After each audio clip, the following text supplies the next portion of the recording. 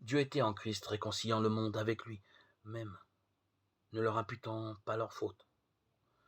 Nous supplions pour Christ, soyez réconciliés avec Dieu. 2 Corinthiens 5, 19-20.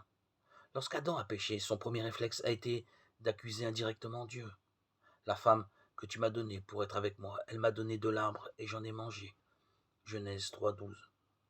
Depuis l'entrée du péché dans le monde, l'homme est dans un état de révolte et de rébellion contre Dieu. L'histoire du roi Yoram, considérée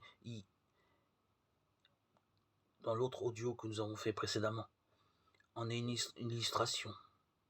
Le monde d'aujourd'hui se trouve dans les mêmes dispositions à l'égard de Dieu. La misère règne dans certaines parties du globe, des guerres ravagent les populations à cause de la méchanceté, de l'égoïsme et de la violence de l'homme. Des enfants souffrent et meurent. Et nous nous indignons, nous accusons Dieu, ou peut-être même nous cherchons à l'éliminer entièrement par ce triste argument. S'il y avait un Dieu, y aurait-il toute cette souffrance? Dans nos vies personnelles, il en va de même, parce que Dieu ne nous accorde pas ce que nous souhaitons. La guérison d'un être cher, une situation matérielle moins précaire, une meilleure santé. Nous oublions notre responsabilité, notre culpabilité envers lui à cause de nos péchés. Nous l'accusons ou nous l'éliminons. Pourtant, à ces hommes révoltés contre lui, Dieu a envoyé son Fils unique.